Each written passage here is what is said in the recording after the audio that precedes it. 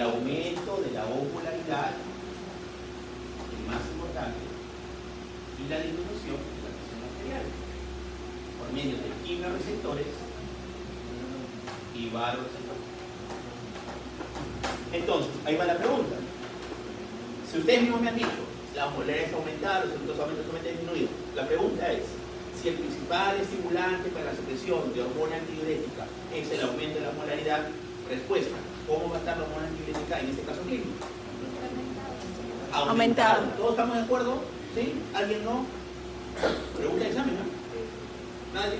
¿Todo? ¿No entendido? ¿Quedó claro? Muy bien. Así es. Entonces, ¿qué pasó en este paciente? Aumentó su cloruro de sodio, ¿no? El solvente, es decir, el agua disminuye. No es que disminuye el agua, sino que aumentó mayor cantidad de cloruro de sodio. Pero finalmente esto que hace es que como hay mayor soluto, disminuye, es decir, el solvente disminuye. Entonces, ¿qué hace mi cuerpo? Trata de reabsorber mayor cantidad de agua. ¿Para qué? Para equilibrar soluto solvente y equilibrar osmolaridad. ¿Estamos de acuerdo? Entonces, ¿cuál es el efecto que va a hacer? Finalmente, cuando yo tengo este caso clínico, va a estimular a los beta 2. ¿Para qué? Para que se reabsorba mayor cantidad de agua. Porque esta es la función, ¿no? Primogénea. ¿Qué es la función primogénea de cuál? De la hormona antidiurética. Solo reabsorbe agua, no reabsorbe sodio, potasio, solo agua, es decir, puramente agua, ¿no? Por eso que si ustedes me preguntan cuál es la hormona que regula la polaridad en nuestro cuerpo, ¿cuál es la respuesta? Acá está la explicación, porque finalmente, de acuerdo a los cambios de polaridad, excreta más agua o retiene más agua, ¿ya? Esta cosa ¿por qué? Para poder entender ya enfermedades, ¿no? Enfermedades que podemos tener, por ejemplo, les voy a poner un ejemplo. En un paciente que tú diagnosticas una hiponatremia severa, ¿cómo crees que va a estar su hormona antidiurética en ese paciente? ¿Normal, aumentado o disminuido? Disminuido. Claro, si quiere hiponatremia, decíamos, ¿cómo va a estar su polaridad? Probablemente va a estar disminuida. ¿Qué bloquea la secreción de hormona antidiurética? Es la hipomolaridad. La hipomolaridad, es decir, la hipermolaridad la aumenta y la hipomolaridad la disminuye. ¿Qué dijimos? Que el sodio es el principal estimulante, ¿no? El principal componente de la osmolaridad. ¿Estamos de acuerdo? Otro ejemplo. Imagínense que ustedes se van a Ica, ¿no? Se van a Ica o a Chincha en un paseo y se les ocurre hacer una carrera, ¿no? Una carrera como algún primo, algún hermano, con quien han ido, y finalmente se deshidratan. Pregunta, ¿cómo creen que está la hormona antidiurética de ustedes que han corrido en Chincha y han sudado, digamos, han perdido líquidos de un litro? ¿Cómo creen que va a estar su osmolaridad? Aumentado. Muy bien, porque cuando yo sudo, ¿qué pierdo? Pierdo más agua que sodio, pierdo más agua que potasio, más agua que cloro. Más agua. Cuando yo sudo, pierdo más agua. ¿Puedo perder electrolitos? Sí, pero en mayor cantidad lo que yo pierdo es agua, ¿no? Entonces, ¿cómo creen que va a estar este paciente? Deshidratado. ¿Pero puedo hacer su hormona antidiurética? Aumentada. ¿Estamos de acuerdo? ¿Cierto? Otro caso clínico, ¿ya? La cosa que ustedes lo analicen, no dicen, doctor, pero no hacemos casos clínicos en la clase. La idea es que ustedes lo analicen, ¿no? Analicen el caso. ¿Estamos de acuerdo? Ok, otra pregunta más. Un paciente, ¿no? Que nosotros le hemos colocado, ¿no? Imagínense que ustedes están evaluando un paciente, ¿no? Y la enfermera le dice, doctor, me equivoqué, le he pasado, ¿no? En vez de pasarle un cloruro de sodio al 0.9%, le he pasado un cloruro al 5%, se lo he pasado rápidamente. ¿Qué podría haber? ¿Cómo creen que en ese caso, hay otras alteraciones que no les quiero preguntar, ¿cómo creen que en ese caso trae su hormona antidiurética este paciente?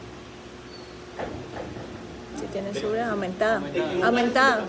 Un bolo, la enfermera te dice, está de guardia, doctor, le pasé un bolo de cloruro de sodio al 3%. Aumentada. Es una solución hipermolar. Aumentada. Así es, para tratar de compensar la hipermolaridad. Así es. Es decir, hay muchos escenarios clínicos donde ustedes van a ver el efecto que puede tener la hormona antidiurética. Y otros son los efectos patológicos, ¿no? A ver, vamos a poner un ejemplo. A ver, en un paciente que tiene insuficiencia cardíaca y un paciente cirrótico, ¿cómo creen ustedes que va a estar su hormona antidiurética? Disminuida. A ver, ¿qué pasa con estos pacientes? Disminuida. A ver, un paciente con cirrosis, ¿ven? Que ya lo hemos visto de alguna forma en seminario 1. Tengo que moverme, dice, porque no se acumula la cena en las piernas, y después hay que moverse, dice, y no me caigo. Ok, entonces, pregunta, ¿cómo creen que estaría la hormona antidiurética en un paciente que tiene cirrosis, que tiene ascitis? Disminuida. ¿Sí? Ya caímos todos. A ver, analicemos. A ver. Doctor, en este caso, si hablamos de una tipo de alimento, Ya, muy bien.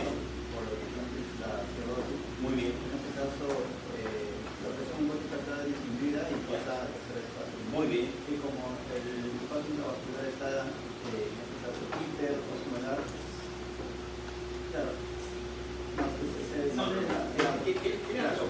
Está bien, pero no es por hiperpolaridad, sino porque el agua hacia dónde se va. a tercer espacio. Así es. Como en el espacio intravascular no hay agua, Así es. y para absorber la Hormona antidiurética. Y lo otro es que, ¿cuál es el otro efecto? La disminución de la presión. Entonces, si el paciente está edematoso, ¿su agua dónde va a estar? ¿En el vascular o en el intersticial? En el intersticial.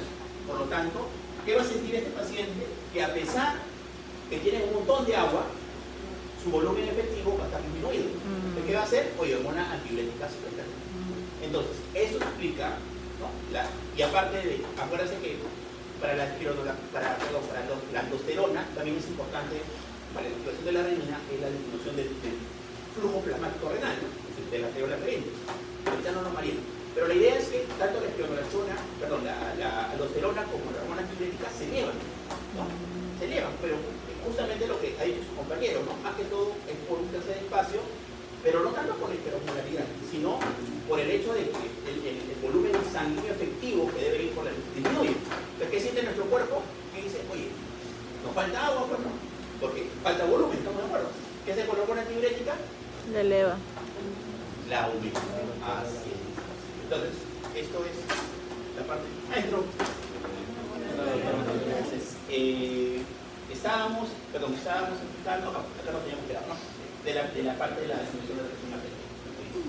Entonces, siempre en diferentes contextos clínicos la hormona antidiurética puede estar alterada, ¿no? Está alterada o puede estar disminuida. Entonces, en deshidrataciones está aumentada, ¿no? En pacientes que tienen hiperosmolaridad está aumentada, en pacientes que están edematosos está aumentada, ¿no? Porque ya explicamos el por qué, ¿no? Puede estar aumentada. Bien, ahora al revés, ¿en qué casos podría estar disminuida? Es decir, ¿en qué casos creen ustedes que no necesitamos, ¿no? Excretar agua? Excretar agua. Edemas. Claro, pero el edema tiene doble componente, acuérdense, que tiene un componente de edema y tiene un componente de hipovolemia, ¿no? En una crisis hipertensiva, ¿cómo creen que va a estar la hormona antidiurética? Una crisis hipertensiva, es un paciente que llega a la emergencia con una presión de 180, con 200, con 140. Y decíamos que para una disminución está aumentada, bloquea. ¿Por qué? Porque dice, oye, estás con la presión alta, no quiero que te resuelva más agua, porque finalmente la presión tiene un componente, dos componentes, ¿no? Un componente molémico y un componente de la constricción. Pero si yo a un paciente le retengo más agua, va a aumentar su presión, ¿no? Entonces, en una emergencia hipertensiva, con una urgencia o una emergencia hipertensiva, la hormona antidiurética también va a estar, ¿no? En una gestante, acuérdate, depende de la gestante. Las gestantes por sí tienden a ¿qué? A hacer de hipotensión. Ustedes saben de ginecología, ¿no? Más, el primer trimestre tienen que hacer hipotensión, ¿no? Y en el segundo aumenta un poquito la presión. Aumenta un poquito y en el tercero también. Entonces, ellos lo mismo. Si no tienes estás hipotensa, la hormona antidiurética va a estar de alguna forma aumentada, ¿no? De alguna forma aumentada. Y va a depender mucho del trimestre, ¿no? Que puede ser, acuérdense, ¿no? Que generalmente el primer trimestre la presión es mucho más baja, ¿no? de la gestante, ¿no? Ahí va aumentando. ¿Ya? Muy bien, entonces ya tenemos la parte explicativa. ¿Preguntas sobre esto? La sintoxicaria en los casos clínicos de la curva. Muy bien, entonces, ¿qué pasa? Ahora vamos a la patología. Si yo tengo Pero primero, para entender la patología tengo que entender bien esto, no voy a entender la patología. A ver, hay una patología que se llama la secreción inadecuada de hormona antidiurética. ¿Cómo se llama? CIHAT. Secreción inadecuada de hormona antidiurética. Entonces, por lo tanto, de forma patológica, la hormona antidiurética, ¿cómo va a estar? Aumentada. Pero ¿cuál es lo patológico acá? Que no va a estar de alguna forma aumentada ni porque bajó la presión ni por la hiperhormonalidad, sino porque hay una producción, ¿no?, ectópica o una estimulación ectópica de la producción de hormona antidiurética. ¿Es pura producción ectópica o es que de alguna forma la hipófisis, ¿no?, pero el hipotálamo está estimulándose para la producción? ¿Sí? ¿Cómo se pasa? ¿Estamos de acuerdo? ¿Sí? Ok. Entonces, CIHAT, chicos, es una patología bastante frecuente, digamos, pero que va a estar asociada mayoritariamente a dos tipos de patologías. Patologías respiratorias y patologías neurológicas. Por ejemplo, tuberculosis pulmonar. TB, tuberculosis pulmonar. ¿Qué otra patología puede estar asociada? Puede estar asociada a neumonías, más que todo a neumonías atípicas. ¿Qué otra patología puede estar de alguna forma asociada al tema de la CIHAT? A tumores microcíticos pulmonares, ¿no? Es decir, asociaciones. Segundo, temas neurológicos. Pacientes con tumores cerebrales, abscesos, ¿no?, tuberculosis, meningitis, digamos, ¿no? Es decir, etiologías múltiples que pueden producir problemas neurológicos, ¿ya? Entonces, ¿qué va a pasar en estos pacientes? Por lo tanto, me acaba la explicación. Si yo tengo mucha hormona antidiurética, vamos a ver por acá. Tengo hormona antidiurética que ya dijimos acá, tengo los tubos. ¿Qué va a pasar con el agua? Se va a reabsorber en forma patológica. Acuérdense que la hormona antidiurética solamente lo que hace es reabsorber agua, ¿estamos de acuerdo? No reabsorbe otro electrolito, ¿sí? Ok, muy bien. Entonces, imagínense ustedes este paciente. A ver, si alguno de nosotros empezáramos a retener agua de forma patológica, ¿cómo creen que va a estar con nuestro peso? Elevado. Aumentar. Por lo tanto, estos pacientes van a aumentar de peso, ¿no? Van a aumentar de peso. Van a tener aumento de peso. Le vamos a poner por acá, primer punto, aumento de peso. ¿Estamos de acuerdo? Ok. Este paciente que tiene expresión de hormona antidiurética, ¿cómo va a estar el soluto y cómo va a estar el solvente? Soluto aumentado. Tengo mayor cantidad de agua. ¿Cómo va a estar el soluto y cómo va a estar el solvente? ¿Cómo va a estar el soluto? ¿Cómo?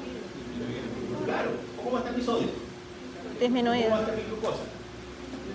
En sangre. ¿Cómo va a estar mi agua? Aumentado. Así es.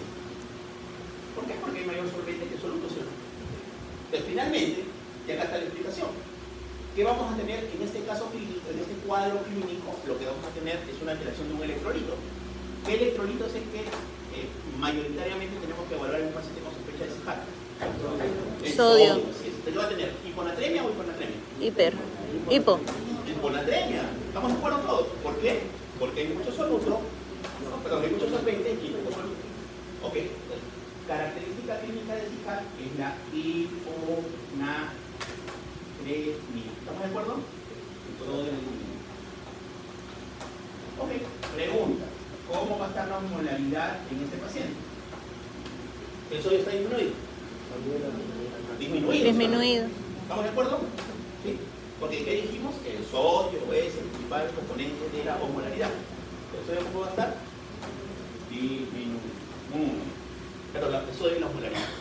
¿Pero qué pasa? Nos vamos para el otro lado. ¿Qué pasa? ¿Cómo creen que va a estar la osmolaridad urinaria y el sodio urinario? A ver, imaginémonos, a ver. Si yo tengo un paciente que está reabsorbiendo todo el agua que llega al reabsorbe, ¿no? Entonces, ¿cómo va a estar esa orina? ¿Va a estar de alguna forma concentrada o va a estar diluida? Diluido. No, al revés. Si estoy reabsorbiendo todo el agua, ¿cómo va a salir esa orina? Concentrada, ¿sí o no? Y si una orina sale concentrada, ¿cómo va a estar su osmolaridad? Aumentada. ¿Cómo creen que va a estar su sodio? Aumentada, así es. Entonces, es como es al revés, ¿estamos de acuerdo? En sangre disminuye y en orina aumenta. ¿Sí? Porque esa es la explicación. ¿Ya? La otra pregunta. Si este paciente aumenta de peso, ¿no?, y tiene aumento de, ¿no?, ya dijimos, del agua corporal, ¿no?, ¿por qué no se edema? Porque debería ser edema, ¿sí o no? Tiene un montón de agua. porque ese caso no tiene edema, así como la insuficiencia cardíaca, como el cirrótico, como el nefrótico. ¿Por qué? Porque solo reabsorbe agua. ¿Para qué edema que tiene que haber? Agua y sodio. Agua y sodio. Si ¿qué es el edema? Es el acúmulo, ¿no?, de agua en el espacio intersticial. Agua y sodio es el acúmulo de agua y sodio en el espacio intersticial. Eso es el edema. Entonces, si yo de alguna forma tengo aumento de la hormona antibiótica, ¿qué voy a resolver? Solo agua. Solo voy a resolver agua, pero no voy a resolver electrolitos. Por lo tanto, el tema del sodio no se afecta. Resolvemos agua, ¿qué va a pasar? Estos patrones que van a tener, ¿no? No van a tener edema, perdón. ¿Por qué? Porque no hay aumento de sodio. ¿Ya? Entonces, otra característica es que no tiene edema. Por lo tanto, a estos pacientes, ¿cómo se les llama? Se les llama eubolémicos. ¿Por qué? Porque no tienen edema, pero tampoco están deshidratados, ¿no? Están eubolémicos. Entonces, edema negativo, y acá le ponemos eubolémico. ¿Por qué es importante esto? Porque cuando hablemos incluso de hiponatremia, o veamos cómo se le enfoque de la hiponatremia, lo vamos a entender mejor. ¿Ya? Muy bien, entonces ya tenemos acá el ejemplo, o ejemplos de Fijano. ¿Ya? Probablemente puede ser que disminuya el flujo urinario, puede ser que sí, pero que no es una característica más importante. ¿Ya? O sea, no podría conllevar a ictus o similares. No, tiene nada que ver con Ah, eso. ok. Netamente es un tema de hidroelectrolítico, hidroelectrolítico. ¿Sí? ¿Quedó claro? Ok, ¿alguna pregunta hasta el momento? ¿Dudas, comentarios, preguntas? ¿Ninguna pregunta? ¿Todo claro? ¿Cómo se asocia la parte inmunológica y la parte neurológica? Ahorita lo explicamos. Entonces, ¿qué pasa? Ahora ya vamos a la parte clínica, ¿ya? Entonces, ¿cuál va a ser la manifestación clínica de este paciente? Va a ser manifestación por la hiponatremia. Entonces, ¿qué pasa cuando un paciente tiene hiponatremia? Lo mismo. ¿Cómo va a estar su osmolaridad hipnosérica? Disminuida. Entonces, si yo tengo hiponatremia, ¿hacia dónde se va a ir el agua en la parte neurológica? ¿Se va a ir hacia la neurona o se va a ir hacia la parte vascular? Yo tengo hipoosmolaridad acá, en la parte vascular. Imagínense, membrana hematoencefálica, ¿estamos de acuerdo? Hiposmolar, neurona. ¿Qué vamos a hacer con la neurona? ¿El agua hacia dónde se va a ir? ¿Hacia acá, donde hay hiposmolaridad, o hacia la neurona que está con mayor osmolaridad? Hacia la neurona. La neurona. Hacia la neurona. ¿Por qué? Porque la osmolaridad está disminuida. Entonces, ¿qué va a producir? Edema cerebral. Edema cerebral. ¿De cuál va a ser la clínica más característica de un paciente que tiene hiponatremia? Son las manifestaciones neurológicas, que pueden ser, va a variar, acuérdense, dijimos los valores, ¿no? 135 a 145. 145. 135 a 145. Ok, hacemos acá, 135 a 130, ¿estamos de acuerdo? De 130 a 125 y menos de 120. Entonces acá decimos hiponatremia leve, hiponatremia moderada, hiponatremia severa. ¿Cuándo la hiponatremia pensamos que es grave, así una emergencia médica? Cuando está menor de 115. Porque mayoritariamente cuando un paciente tiene una glucosa menor de 115, ¿qué sucede? Probablemente el paciente esté en coma o convulsionando, ¿no? Y eso es lo grave, porque el paciente con 135 130 probablemente no tenga ninguna molestia. De 130 a 125, ¿qué podría tener? Podría tener somnolencia, ¿no? O estar confuso, ¿no? Un paciente que tiene, por ejemplo, menos de 125 podría estar soporoso. Me alerta, ¿no? Imagínense que un paciente llega a la emergencia soporoso. Una de las causas que puede ser es la hiponatremia. Una. Tengo que buscar 10 cosas, ¿no? Pero una de las causas es la hiponatremia. ¿Okay? En cambio, cuando ya tiene menos de 115, ¿qué puede ser? Llega a convulsionar la emergencia o un estado de coma, ¿no? Intubarlo y todo. Le tomamos exámenes, un sodio en 105, ¿no? Entonces, en este caso, ¿qué pasó? Lógico, fue por el tema del hiponatremia. ¿Qué va a pasar en la hiponatremia? Va a haber una edema cerebral que va a producir ¿qué? Finalmente va a producir que este paciente pueda tener manifestaciones neurológicas. Por lo tanto, el CIJAT, ¿por qué va a llegar a la emergencia? Va a llegar porque el paciente le va a decir, doctor, ¿estoy orinando un poco? No. No. Doctor, ¿tengo la osmolaridad alta? No. ¿Tengo la osmolaridad baja? No. Doctor, ¿tengo la osmolaridad urinaria aumentada? No. Te va a llegar por clínica neurológica, así es.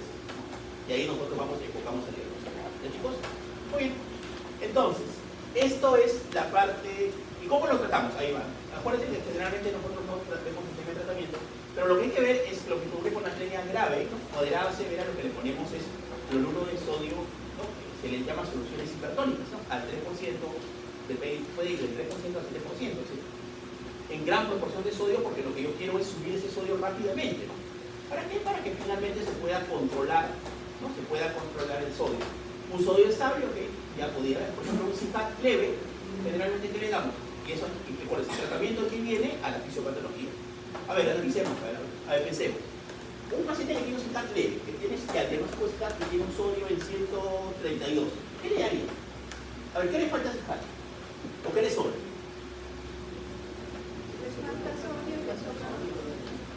Ya, le falta sodio y le sobra. Excelente. Si le falta sodio, ¿qué le darías? Sodio.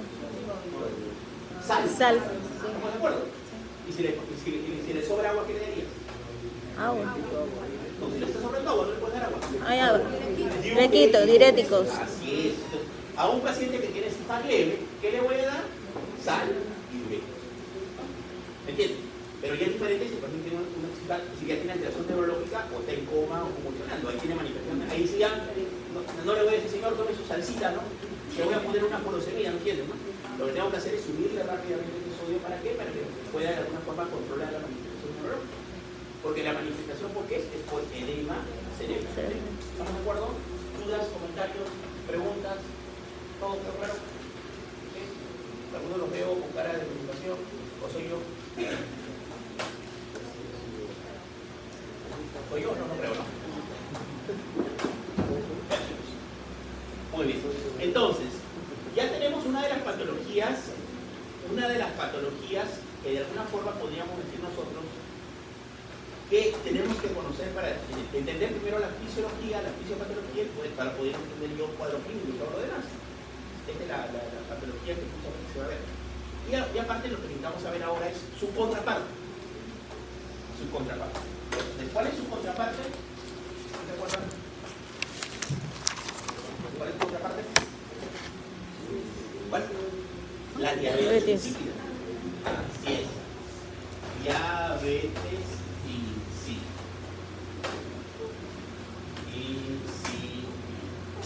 A ver. Acuérdense que normalmente, cuando ustedes han visto, hay una descripción que se llaman los síndromes, ¿no? Polidixia o poliuria, ¿no? Y ahí generalmente abarcan dos patologías, ¿no? La diabetes insípida y la diabetes mellitus, ¿no? Los dos, la característica cuál va a ser, y acá al revés, pero vamos a entenderlo por acá. Entonces, ¿qué pasa? En diabetes insípida puede haber dos tipos. Si hay algún problema que hace que este hipotálamo no produzca hormona antidiurética, ¿estamos de acuerdo? ¿Sí? ¿Y esto cómo se llama? Diabetes insípida central. Y lo otro es que haya una alteración en el receptor B2. Y explicamos que el receptor B2 de la hormona antidiurética es el estímulo mitochondrial.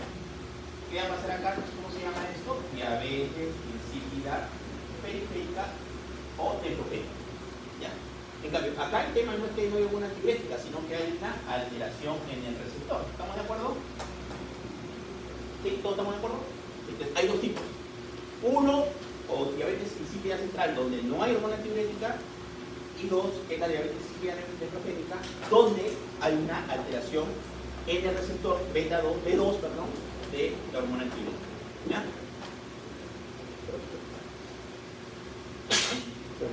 Gracias. La peste. Entonces, la pregunta es la siguiente. Si yo no tengo hormona antidiurética, después de haber dado la explicación, hemos dado la explicación fisiológica, fisiopatológica, hemos hablado de este principio. Si yo no tengo hormona antidiurética, vamos a hablar de la primera. ¿Cómo creen que va a estar su nivel interno? A ver, ¿alguien me quiere explicar algo? Yo voy a poner nombre nada más, ¿ya? A ver. Soluto, ¿estamos de acuerdo? Solvente. Sodio, peso, acá. Diuresis. Sodio sérico, osmolaridad sérica. sodio urinario, osmolaridad urinaria. ¿Estamos de acuerdo? ¿Sí? Ok, respondamos. ¿Cómo creen que va a estar el peso de este paciente?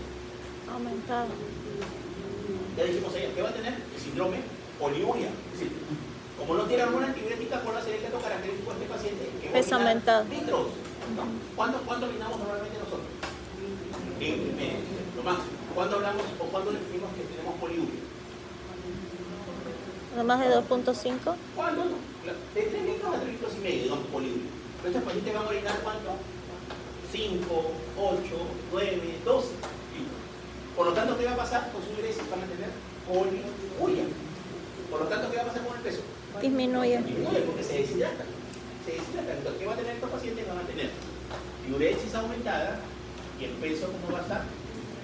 Disminuye. ¿Okay? Ya tenemos la primera explicación. ¿Estamos de acuerdo? ¿Sí? ¿Todos estamos de acuerdo? Muy bien. Ahora la siguiente pregunta es, ¿cómo va a estar el soluto y cómo va a estar el solvente?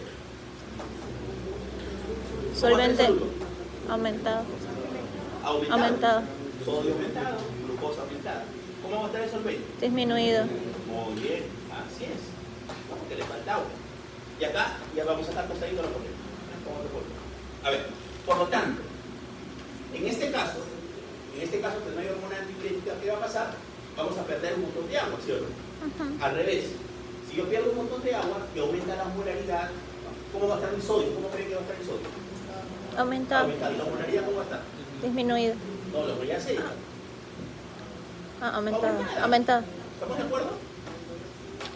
La osmolaridad va a estar aumentada porque este paciente va a perder el solvente, el agua. Entonces, ¿cómo va a estar? Va a estar aumentada. Entonces, ¿por qué? Porque va a haber hipernatremia. Por ¿qué dijimos? En el otro que había hiponatremia y había osmolaridad disminuida. En ese que estamos diciendo hay hipernatremia y hay osmolaridad aumentada. Al revés ahora.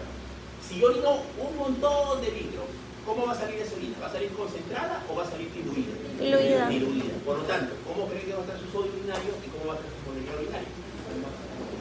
Sodio bajo, la osmolaridad alta. Disminuido, ¿sí? Disminuido. El sodio urinario no es osmolaridad porque finalmente está saliendo muy diluida. Así es. Entonces, en este caso, ¿cómo creen que va a ser? A ver, ¿qué manifestaciones va a tener este paciente? ¿O qué le va a llamar la atención al médico? A ver, imagínense ustedes, fisiopatológicamente. ¿Creen que va a ser así como el tema neurológico? Sí es importante, pero ¿qué te va a decir la enfermera?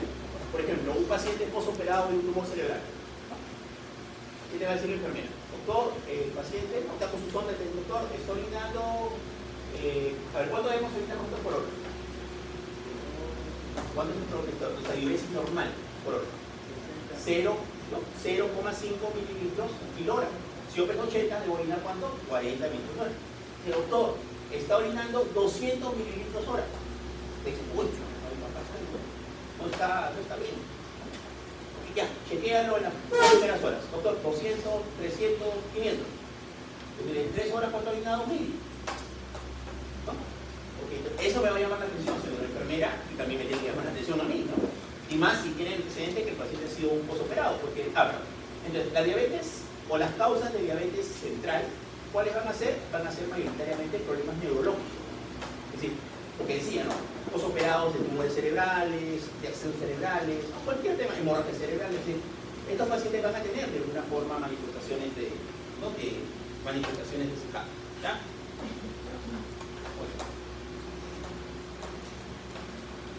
Perdón, de diabetes insípida. Ok.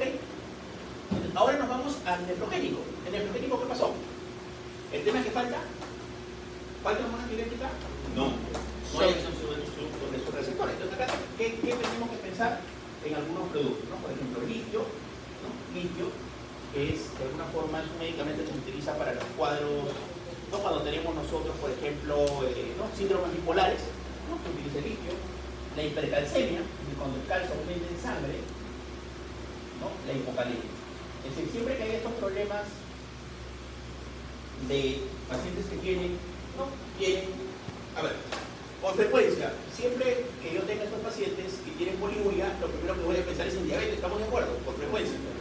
Ok, le tomo una glucosa, puede ser normal, que digo, oye, puede ser un síndrome poliúrico. Entonces yo digo, ok, le voy a medir sus electrolitos, ¿no? El sodio, el calcio y el potasio, ¿por qué?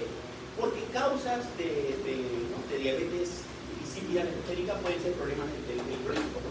La hipercalcemia y la hipocalemia. Por ejemplo, si yo a este paciente le diagnostico hipocalemia, corrijo la hipocalemia y se controla la patología. O si tiene hipercalcemia, le bajo el calcio y se controla la patología. O si es por líquido, le suspendo el líquido y debe mejorar la patología, ¿entiendes? Entonces, en estos casos, el tratamiento o el manejo es enfocado al cuadro clínico. Muy bien. No sé si hay dudas, comentarios, preguntas hasta el momento, algo que me haya quedado claro. ¿Estamos bien? ¿Sí? ¿Dudas?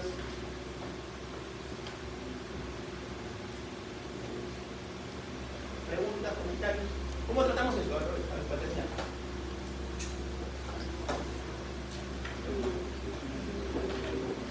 ¿Cómo lo tratamos? Regulando el calcio y el potasio. ¿Qué le falta? Al citar, ¿qué le faltaba? Sodio. ¿Y a la diabetes insípida qué le faltaba? Agua. Lógico. De alguna forma, hay un medicamento que se llama desmopresina. ¿Qué es la desmopresina? Es un análogo de la hormona tiroides. Entonces, ¿qué hago yo? Esas hiperfiltraciones orales, endovenosas, nasales, que es lo que se utiliza en los hospitales, en PUC. Entonces, ¿cuál de los dos crees que mejoraría dándole un análogo de la hormona antibiótica que se llama desmopresina? ¿El central o el periférico? ¿O el renal? El central, porque es lo que le falta. Entonces, ¿qué va a pasar? Yo le doy a un paciente desmopresina y la poliuria se controla. ¿Estamos de acuerdo? Pero si yo le doy desmopresina a un paciente y sigue con la poliuria, te digo, ok, no es central, porque no le falta, es nefrogénico. Es una forma también nosotros de poder diferenciar si es central o es nefrogénico, dándole el medicamento, ¿no? Pues se le hace de privación de agua, que son otros temas, pero ya, intentamos de una forma más clara. Chicos, muy bien, entonces, ¿qué le falta a este paciente? ¿Agua o le falta sodio? Agua. Agua. Pues lo que le tengo que dar es agua, ¿no? Agua. Es decir, de ese gran pérdida de poliuria que tiene, lo que tengo que hacer es compensarlo. ¿Qué se hace?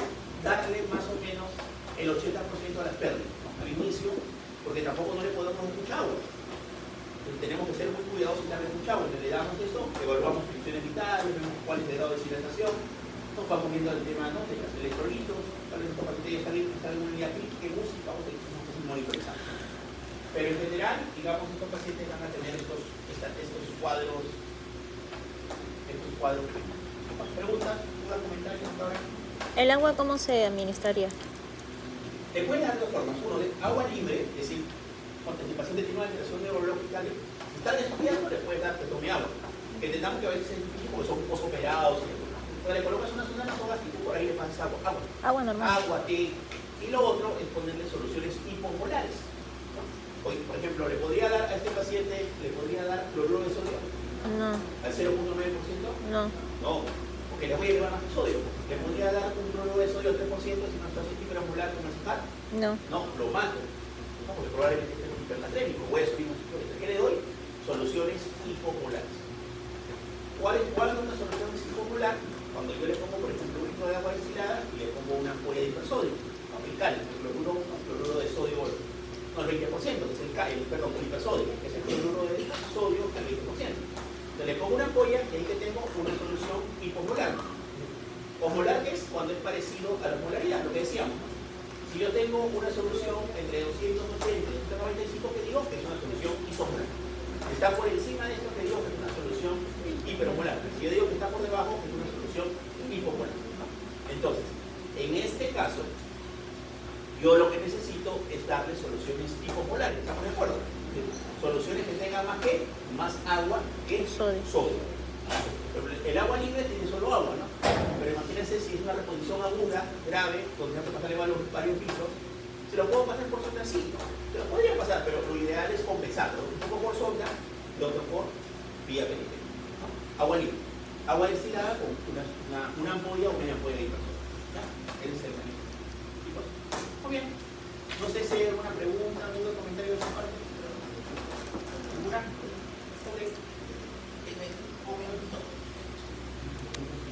¿Hay dudas, comentarios, opiniones? Por ejemplo, ¿cuál es el tema o cómo son enfocados no solamente en los exámenes, chicos, sino en general? Es decir, ¿qué es lo que tienen ustedes que buscar generalmente te dan el dato, ¿no? Por ejemplo, paciente con tuberculosis, con crisis emergente, convulsionando, ¿no? O con trastorno o estado de coma, se le toma exámenes, se le encuentra un sodio 120, ¿no? ¿Cuál es su sospecha diagnóstica? Un ejemplo. ¿Qué sería? Ciato. Paciente, ¿no? Posoperado de un tumor cerebral que está en una unidad, ¿no?, de monitoreo, que empieza a tener un cuadro de poliuria masiva, ¿no? Se le encuentra hipernatremia, ¿no? Deshidratado. ¿Cuál sería su sospecha diagnóstica? Diabetes insípida. Diabetes. Así son los cuadros clínicos que vienen en su examen. No solamente estoy hablando del examen del curso, sino los exámenes de salud, de INAM, ¿no?, de residentado. Es decir, te buscan el tema de hiponatremia, y te buscan los temas de deshidratación, poliuria, deshidratación, hipernatremia en los temas de diabetes insípida. O te ponen otro, ¿no? En el cual el paciente se le coloca descompresina y no mejora. Ahí te ponen, ¿no? Diabetes insípida, central, nefrogénica. A ver, ¿cuál es el que no mejora? Es el Nefrogénica. el que no mejora. O al revés, ¿no?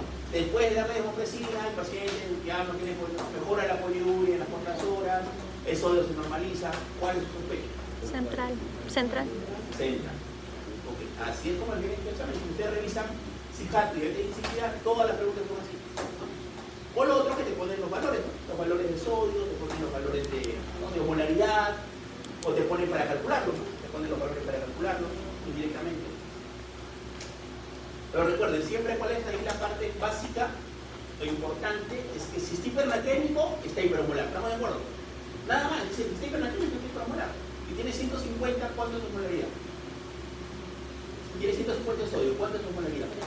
300. ¿El hipernatrémico está osmolaridad alta o no? Sí. Así la glucosa está en cero, ¿estamos de acuerdo? ¿Sí? Entonces siempre la evaluación importante es el sodio. Muy bien. Vamos a seguir ahorita desarrollando la parte de... ¿Hasta qué hora tenemos? Hasta las 15, creo, ¿no? Sí. Ok. Descansamos, chicos, 3 minutos.